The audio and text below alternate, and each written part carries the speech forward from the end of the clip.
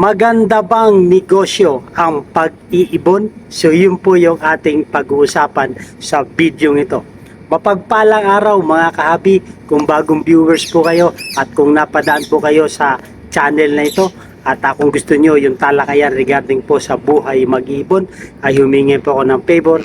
Please subscribe my YouTube channel, Olen Ebieri at iba pa. So ang topic natin, maganda bang negosyo ang pag-iibon? So alam naman natin na maraming mag-iibon ang pinapasok ang larangan na ito. Oo, maganda at may potential kumita ang pag-iibon. Pero depende ito sa uri ng ibon, kaalaman at pangangasiwa. Narito ang malinaw na breakdown para makita mo kung bagay sa iyo ang negosyong ito. So yun po, ang pag-iibon ay hindi ito overnight na nakikita agad. Ngunit ito ay long-term investment, long-term o business. Dapat dito muna papasok yung tinatawag na hobby or nakakagiliwan natin mag-alaga ng ganitong uri ng mga species. Dahil ang alam ng iba nating mga kahabi o sa mga baguhan na papasukin ang ganitong uri ng hanap buhay, dapat alamin muna natin mga bagay-bagay at para maunawaan po natin. Mga benepisyo ng pag-iibon bilang negosyo. Pwedeng magsimula sa iilang pares lang ng ibon. Maraming nag-uumpisa sa mga lovebirds, African lovebirds, parakeet, zebra, or finches o yung tinatawag na small birds. Ito yung mga common na nakikita natin sa tiyanggian, sa pet shop, at ito po ay madaling alagaan.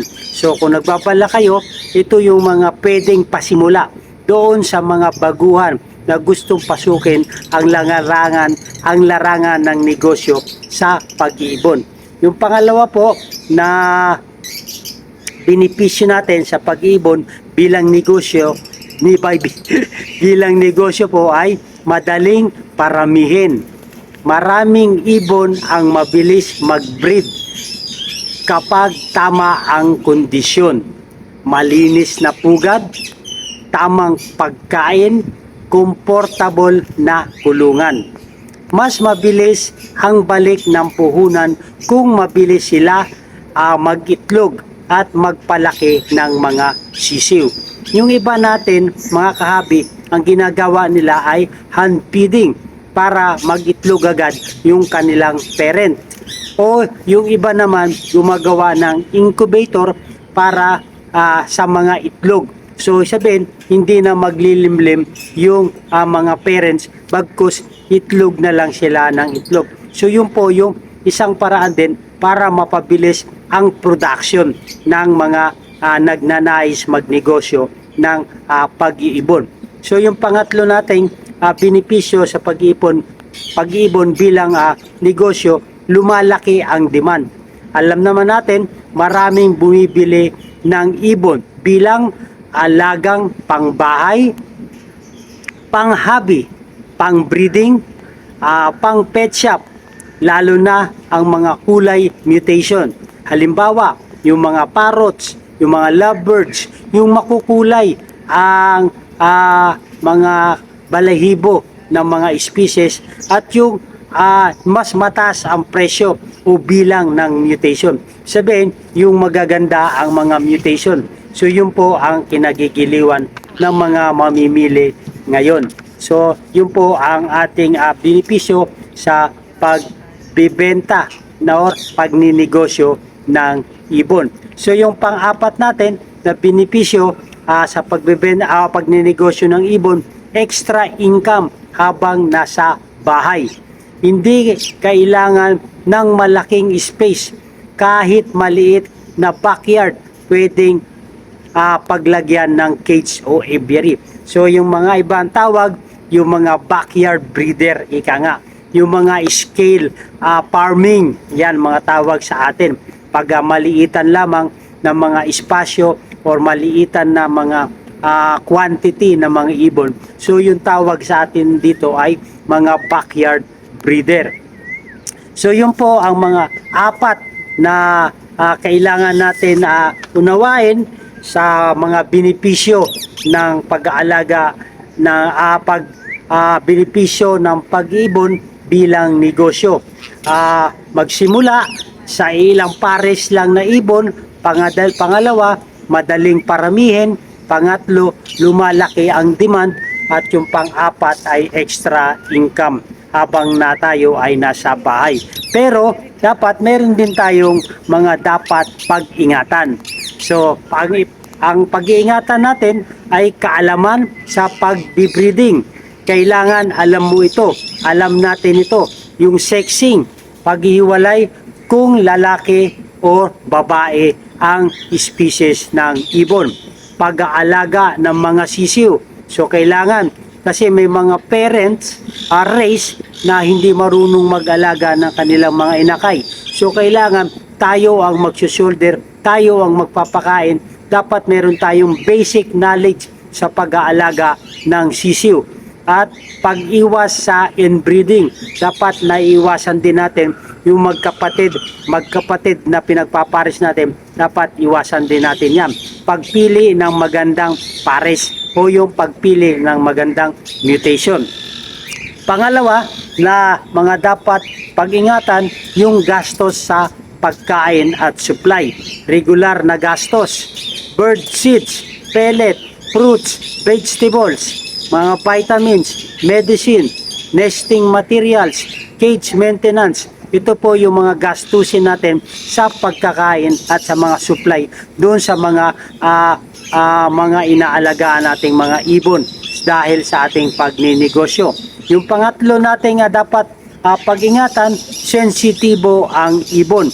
Madali ma-stress at pwedeng mamatay kung maraming ingay, mali ang temperatura, mali ang pagkain na ibinibigay o mali ang pagpapakain. So kailangan dapat napag-aaralan natin kung ano yung mga dapat ipakain natin sa ating mga ibon. Ito po yung sensitibo ang mga ibon. Ito yung mga dapat nating pag-ingatan. Yung pang-apat po, kompetisyon. Dapat alam natin na sa larangan ng pagbebenta o sa pagninegosyo ng ibon ay merong kaakibat itong kompetisyon. Marami nang nag-iibon, kaya ang mahalaga ang quality ng ibon, magandang mutation at reputasyon bilang mga breeder. Reputasyon natin tayong mga nagbebenta. Dapat maganda ang quality natin at maganda ang mutation na ating inaalok sa merkado. So yun po yung mga dapat ingatan natin mga kahabi. Kaalaman sa pagbibreed. Kailangan alam natin ito. Gastos, pagkain at supply. Sensitibo ang mga ibon. At last, yung kompetisyon. Ito yung mga dapat pag-ingatan.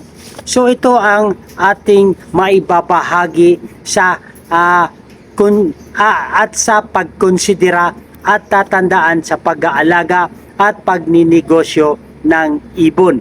At tatandaan din po natin na hindi ganon kabilis ang kitaan sa pagbebenta ng ibon. Lagi po nating tatandaan na dapat din nating malaman ang tinatawag na supply and demand.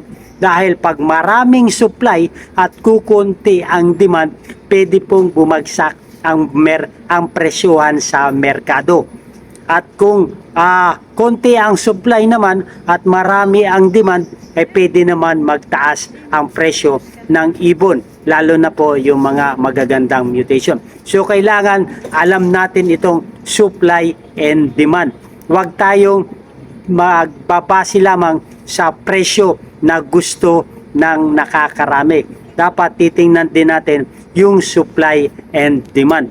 Ang buhay mag-ibon po, long time commitment sa mga ibon na ating inaalagaan. Meron po itong kaakibat na pondo at responsibilidad sa DENR. Yun po. So mga kahabi, Kung nais nyo pong maging negosyo ang pag-iibon, dapat nalalaman natin ang mga nating naibabahagi or ito'y karagdagan lang sa mga maliit na hakbang para nauunawaan natin kung ano ba yung mga benepisyo na ating makakamit pag tayo ang magninegosyo ng ibon. Mayroon itong kaakibat na pondo. Yun po ang napakahalaga at long time commitment dahil ang buhay po ng mga inalaga nating ibon ay mahaba po ang kanilang long life span. So kailangan meron tayo ring mahaba ding commitment sa kanila dahil nakakulong lamang po ang ating mga ibon. So lahat po ng kanilang pangangailangan ay tayo po ang magpo-provide. So may long time commitment, kaakibat na pondo at kailangan responsable tayo sa batas ng DNR. Ito yung 9147. Ito po yung responsibilidad natin na dapat sundin. So mga kabi, yun lamang po ang topic natin, ang mapapag-usapan sa video ito. At kung gusto nyo ang ganitong talakayan regarding po sa buhay mag-ibon, ay humingi po ako ng favor. Please subscribe my YouTube channel, Olen Every at iba pa. Maganda ang buhay pag meron tayong kaalaman sa mga benepisyo sa pagbebenta or pagbininegosyo ng pag-iibon. Mabuhay and God bless. Thank you for watching.